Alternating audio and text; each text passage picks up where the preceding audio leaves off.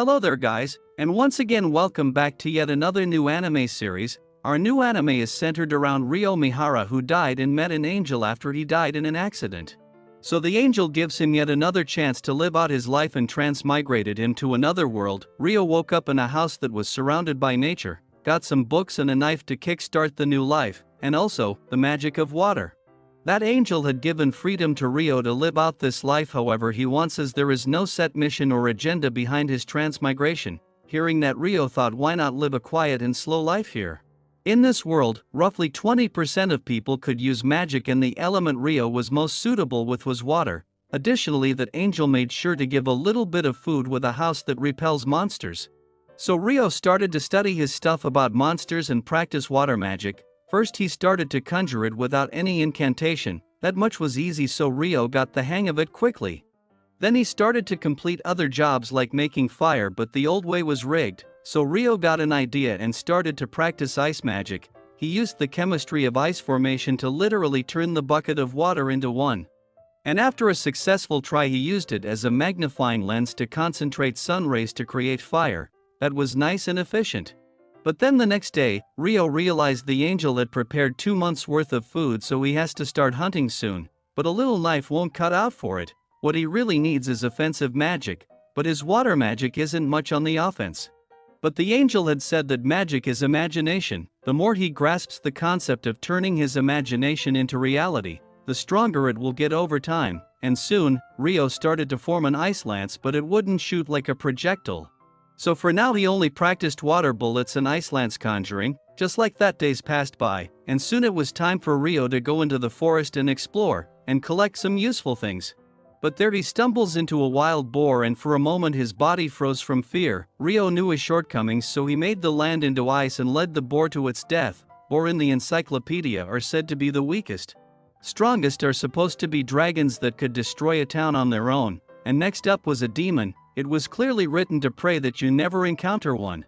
After completing that, Ryo once again went to the forest, and this time he came across an assassin hawk. Ryo and the hawk both went into offense, but Ryo took the win and injured its eye. Looking at it, the hawk retreats for now.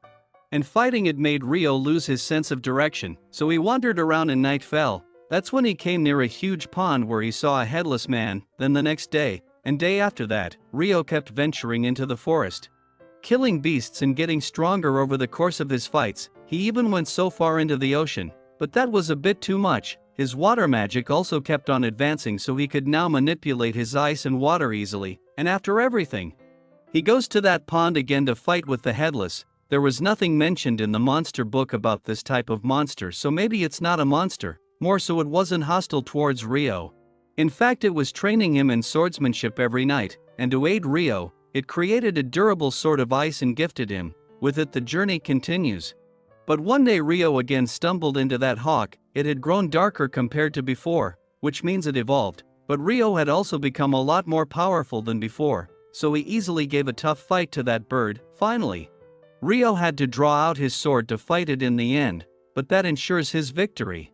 Then another problem arose. A dragon showed up, and it was using telepathy to communicate. The dragon was after that assassin hawk, but Ryo had just killed it, so he apologized for that. But instead of being mad, the dragon was impressed by Ryo.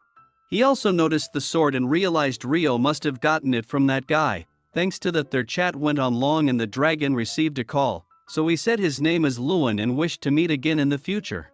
But the angel had messed up a bit by giving a hidden trait of eternal youth to Ryo. And without knowing about such blessing, one day Ryo found a shipwreck on the shore, and only one man seemed to have survived, so he brought him over and saved his life. After regaining consciousness, the man came out of the house completely confused. And Ryo appears from behind. The way he was dressed was like a caveman, but Abel felt bad for thinking such things about his savior, so he started with an introduction and gratitude, and Ryo said he only found him near the wreck alive. Others were already dead. Abel asked him not to feel bad because they were all smugglers. Then over food, Ryo told him there's no town or anything like that nearby. Then he made some water using magic, and Abel was surprised because the place where he comes from, only half the people can use magic. After that, Abel wanted to see the area to find out where he is, so first Ryo brought him to the shore. Abel thought he could reach the town of Loon in the south from here, but it's gonna be pretty far away, so Abel asked Ryo to guide him. Rio thought over for a second and agreed, but before leaving he needs to make some preparation. It felt bad leaving all the crops and fruits he grew like this, but there's a vast world ahead of Rio, so he got prepared to depart.